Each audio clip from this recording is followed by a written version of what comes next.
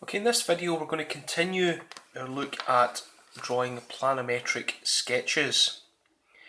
Specifically we're going to look at how we handle curves and curved shapes, and also we look at how to draw interiors with planometric sketching, which is really one of the method's strong points. Now you should really have looked back at my first video lesson on planometric, where we learn how to draw cubes and chip away the corners and bits of cuboids to make more interesting shapes, and we also discussed how to give these folded guidelines on your paper for a bit of help. You can see that for this video I've already put folds on the paper to help me, and you can go ahead and do that as well. So let's talk about curves. You remember from other videos, or perhaps you haven't looked at them, but nonetheless, that as soon as we want to start drawing curves, we have to start with squares and rectangles, because a perfect circle fits inside a perfect square. So the first thing we tend to sketch is, once we can figure out our square or our rectangle, we will then divide it up into 8 sort of segments, a bit like the Union flag or the Union Jack. And that's the principle that we can draw curves in any sorts of 3D projection, including perspectives and isometrics and anything else you can care to mention. So if we were drawing, say, a cylinder in planometric, then what we would draw is we'd start off, as we always do with the crate method, in drawing a crate or a box to put things in. So let's start by drawing off. Now I'm just using a biro here just so the camera can pick it up.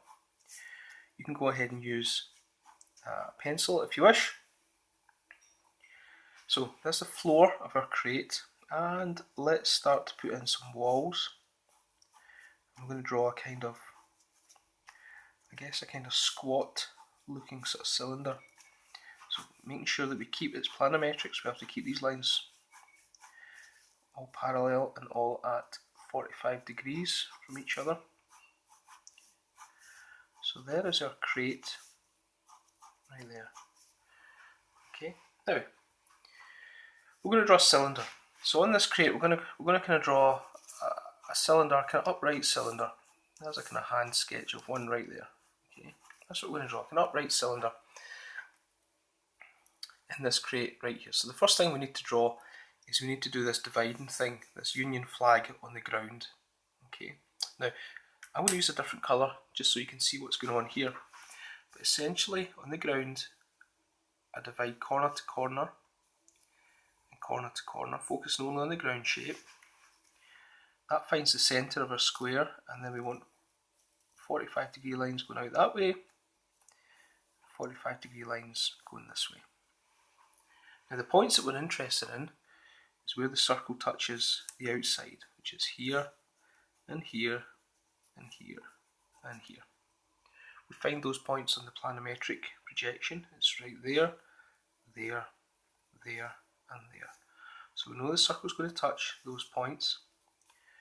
On the diagonals, we divide in half and we divide in half again, and the circle kind of comes up near the 3/4.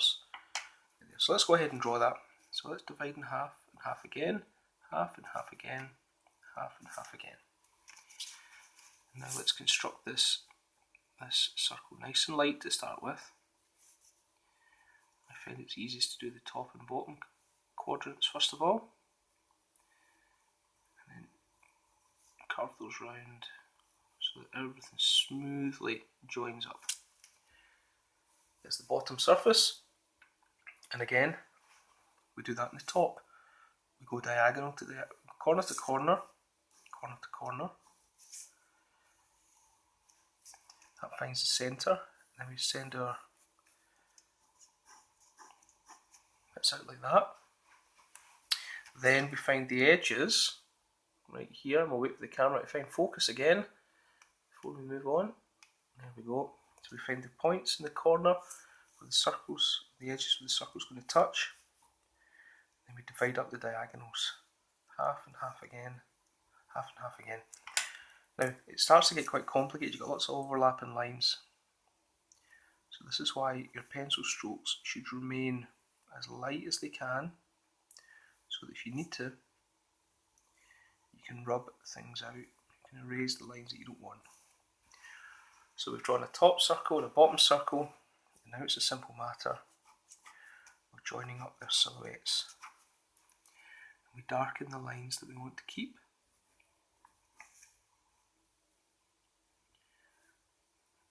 By darkening the lines that we want to keep, that promotes them in importance, causes them to dominate, and the ones that we don't want to keep remain light and remain less significant.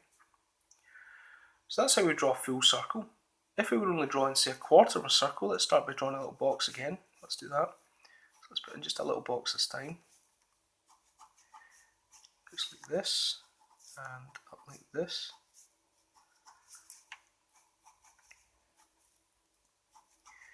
If we were drawing a kind of quarter circle here, so a kind of shape that looks like that. If we're drawing a quarter circle, then we only need to concern ourselves with a quarter of the circle construction grid up here. In other words, this centre point becomes here, and we only really need to do sort of one corner of the sort of Union flag. Of course, we have to do it on the front and back, so let's put in our back edge right here. Let's put in our back edge.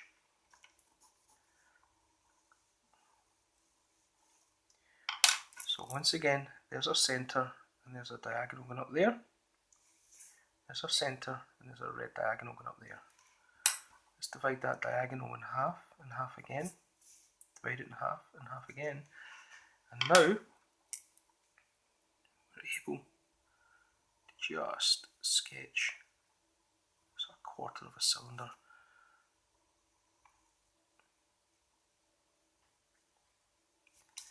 And then join up those bits right there. Darken the outlines that we wish to keep. So that's in essence how we do cylinder and circle construction in Planometric. Very, very similar to isometric. And you'll find that there's a fuller description in the isometric series of videos. I do encourage you to go and watch them. Follow along. But now let's talk about the second part of this video tutorial. This is what Planometrics are really strong for, is drawing kind of 3D plans of rooms and interiors. Now, ahead of time I've drawn this little sketch up here. Now let me darken up some of it because it may not be clear what it is, but this is the plan of a bedroom. Okay, so this is one room in a house. Up here we've got a window, and we've got a bed here, and we've got two wardrobes. Wardrobe there, number one, and this is number two in here, and we've got a mirror right here. And on the floor we've got a circular rug. Now when we're drawing planometric views of interiors, it's sometimes quite common to omit, to leave off the walls that are closest to us, but nonetheless we've got to start with the same place as before, and that is with a box crate. So this corner right here, okay, we're going to call this corner A. Okay, that's going to be important to us because we're going to bring A down to, say, here roughly. Okay, right there we're going to find A. So let's put that dot in. Okay, that's going to become corner A, and I've deliberately put it on one of my fold lines so the rest of the construction is easier. So let's construct the floor plan of this. Okay, it's a slightly elongated rectangle. It's not quite square. This direction is longer than that direction. So let's construct. Let's use the folds to help us here and draw. So here's the long length. There's the long length going up like this. Okay, just like this. Now it looks like I'm probably going to run out of space here. And that's what happens with planometrics, is they tend to, oh no, I think we got away with it. They tend to elongate their way upwards across your page. So we start off by drawing to create the room into which, the box into which your room fits rather. Okay, so on that ground plane we now have to draw the exact same plan that's in this drawing right here. So let's start with the bed. Okay, so the bed let's draw on the plan. The bed kind of goes up, probably just about halfway up the room. If you had a ruler or a trammel, you would measure this. The bed sort of goes up to about there, and it's got a line across it right there. There's a wardrobe stuck up in the corner here, right there, and there's a wardrobe down right here. I've also got a window, and the window's on this wall. Okay, so let's find where the window would be. It stops short. Okay, it's about there. We'll project it up. So I think the window lives in roughly there. And the rug, what do we do about the rug? Well, the rug references nicely to what we've done over this side. We've got a circular rug, so what we have to do is we have to find the square that the rug fits in and draw that square on this floor right there. Okay. So that's our floor plan transferred across. Oh, actually we've got a little mirror. We've forgotten about the mirror which lives. The mirror lives in between those two wardrobes, so let's send those lines up. The mirror's going to be somewhere on that wall, right there. So it's now time to start darkening those in and projecting them up into 3D. So let's start with the bed. Okay, so let's make the bed about this height. Send some lines up, give it some height, and then be really careful to make sure. So there's the bed in there.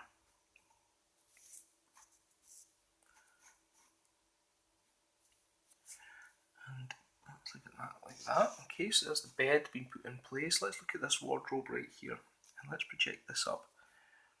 And imagine that it goes pretty much from floor to ceiling. Now handily there's another fold in my paper, so I can use that to be accurate. So let's just bring this up like this. So there's one wardrobe, and I think we'll put in some double doors like that to help us. Then we've got a mirror somewhere up this wall. So the mirror's on the plan, it's been marked out. So let's project the lines up and then decide where in the wall this mirror lives. Let's say it lives there. And the window is drawn on the plan. It's there. So we project the lines up and we can decide, it's our bedroom. We can decide where the window is going to go. So I'm going to put the window in there. Now, I'm going to leave the two nearest walls off this drawing. I'm not going to bother with them. If I put in the two nearest walls, it hides everything. Okay, and by the same token, I think I'm going to leave off this wardrobe number 2 here as well. Okay, so before we come on to do the rug, let's be a little bit firmer with that back wall. These back walls we will leave in. So I'm just going over the construction lines and making sure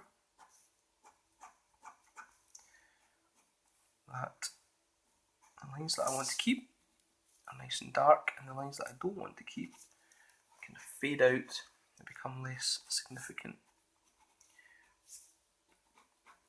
Now, what do we do about the rug? Well, the rug's just a circle construction. So we go diagonal to diagonal, diagonal to diagonal, put in our little union flag like that, and then ignore things that are there already. So we'll draw right through the bed as if it's not there, as long as we stay in construction line mode, and then we darken the bits that we want to see, just like that. And I think what we'll do